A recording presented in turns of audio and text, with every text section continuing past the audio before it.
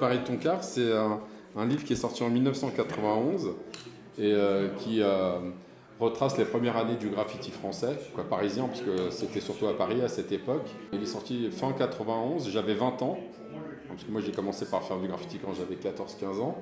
Et à un moment, j'ai toujours eu envie de faire des livres. Donc quand j'ai commencé à avoir l'obsession de faire ce livre, ben, j'ai pas lâché en cours de route. Je suis allé jusqu'au bout, en prenant les photos, en rencontrant les personnes qui avaient commencé aussi bien avant moi, pour certains.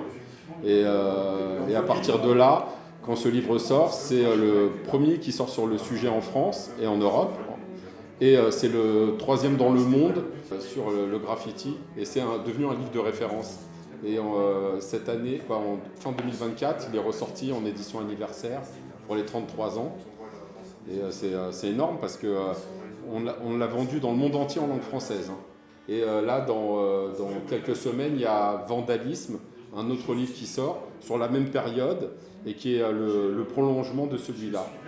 Et là, il est totalement nouveau avec des photos inédites de l'époque, plein de choses inédites. La photo qu'il y a après l'avant-propos, c'est moi en train de peindre à l'âge de 18 ans. Et vers la fin, il y a un de mes murs et un demi-mur à moi. Je suis présent à la fois aussi comme graffeur à l'époque dedans. Pourquoi à l'époque, dans les années 90 Oh, c'était très basique, hein. On voulait faire des bêtises. Quelqu'un qui t'explique qu'il a fait ça pour $, quand tu as 14-15 ans, c'est un peu moyen. Hein. Non, c'était... moi, j'ai grandi dans la très proche... J'étais à Porte-de-Vanves. Entre Porte-de-Vanves et Porte de Châtillon. Oui. J'étais à Malakoff. Oui. Donc, notre terrain de jeu, c'était la ville, hein, le métro, les terrains vagues et tout ça. Et avant même de faire des tags, on jouait dans le métro. Et on dessinait sur les portes du métro. Donc, pour nous, le passage a été pas évident. C'était faire une autre bêtise, quoi. C'était pas plus. J'ai même des copains qui, eux, ne taguaient pas à l'époque et leur jeu favori, c'était de voyager entre 2 rames de métro. Okay. Nous, on s'amusait à ouvrir les portes du métro entre 2 stations. Donc ça, le métro freinait. Alors maintenant, il ne faut pas le refaire parce qu'il y a des caméras et voilà. C'est dangereux aussi, non ? Franchement, à 15 ans, tu t'en fous royalement. C'est pas ça qui te bloque. Hein. Parce qu'on était très sportifs et ceux avec qui je faisais ça, au tout début, on s'entraînait tous les soirs, on faisait du handball. Hein. Donc nous, c'était aussi la performance physique qui était marrante. Voilà, on a fait plein de... Après, c'était avec les copains de ma cité, là, c'était plus la performance, faire la bêtise la plus hallucinante. Et très rapidement, j'ai commencé à avoir des tags, des graphes. Et c'est à Londres où j'ai vraiment vu ce que c'était. Je pars à Londres fin 80, j'avais 16 ans. Et j'étais seul. Et je vois des métros peints, des stations peintes, et là je fais le lien avec ce qu'on voyait à Paris. Mais j'avais pas fait le déclic au départ. Hein. Parce que bon, c'est pas évident, tu vois des écritures sur un métro, tu sais pas ce que c'est, hein, si on ne dit pas ce que c'est. Parce qu'on a toujours tendance à oublier, mais à l'époque, on sait pas ce que c'est. Hein, y a pas internet, il n'y a rien de tout ça. Et à partir de là, quand je vois des clips vidéo, ou je vois des films, on voit des tags, surtout quand ça se passe à New York, j'ai commencé après à m'intéresser vraiment sur cette question. Et j'achète ensuite Subway Art et Spray Can Art, 2 livres, les 2 premiers livres en question. Oui, toi tu disais que le tien c'est le 3e, ouais. C'est ça, et les 2 premiers Subway Art est sorti en 84 et Spray Can Art en 87. Okay. Et moi j'ai acheté Spray Can Art à sa sortie et j'ai acheté en même temps Subway Art. Et là, le premier parle des métros new-yorkais, le deuxième parle du graffiti dans les grandes capitales européennes et les grandes villes américaines.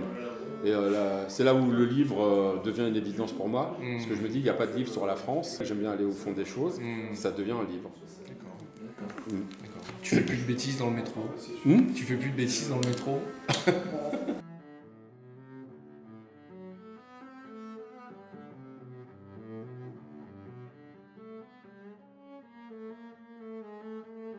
Nous, la drogue dure, c'était la vie, hein, c'était l'adrénaline.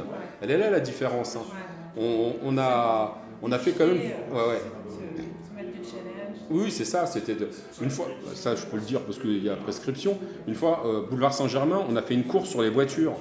Celui on était très sportifs, on sautait de voiture en voiture. Il y a un copain qui nous a dit j'ai vu des fous qui couraient sur des voitures. C'était nous. Il y en a une qui est plus grande, elle est chez moi. Elle est sur un. Pour te dire, je crois qu'elle est à 3005. Hein, elle est plus grande. Elle est sur un site en ligne, ou 2000, je ne me rappelle plus.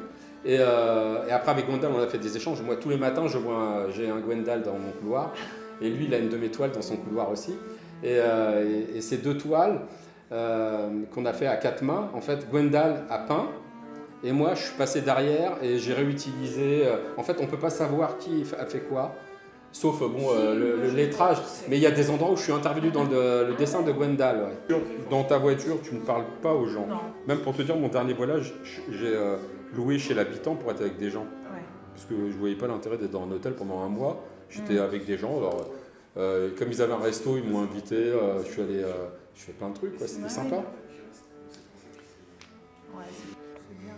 Ouais. Originaire d'où? Moi, je suis né à Paris. Moi, je suis pas. Paris, ouais. Oui. Je suis né dans le 18e. Ouais. C'est bien. À 1h30 de Paris. Ouais.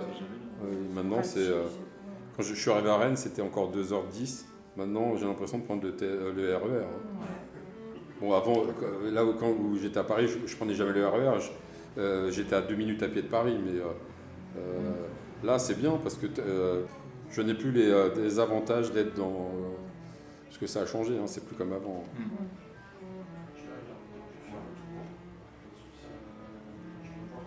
Tu as des aspirations, enfin des inspirations plutôt musicales derrière tous ces tags, toute cette créativité? Non, pas forcément. Non. Non, j'aime beaucoup de choses différentes.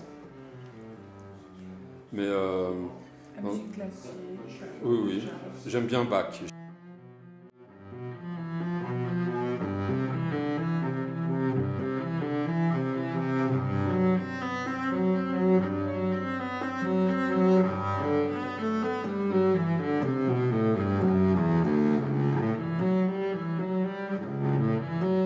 Des chansons, ça me parle aussi. Ouais.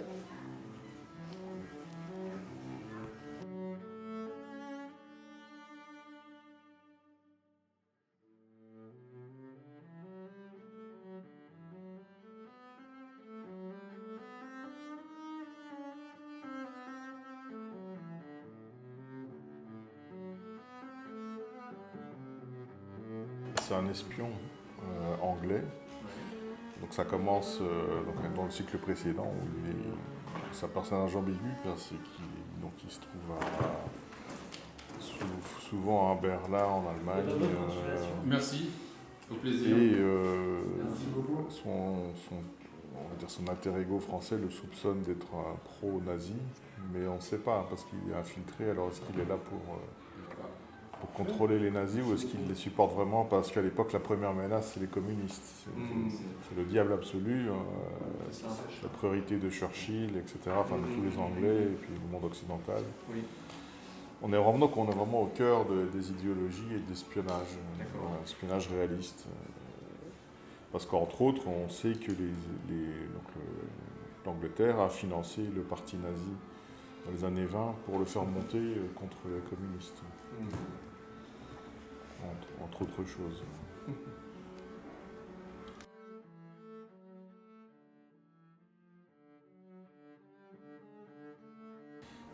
Les services de renseignement russes avec qui ils travaillaient avant, mais maintenant ce sont eux les ennemis, donc ils se connaissent, mais ils sont plus.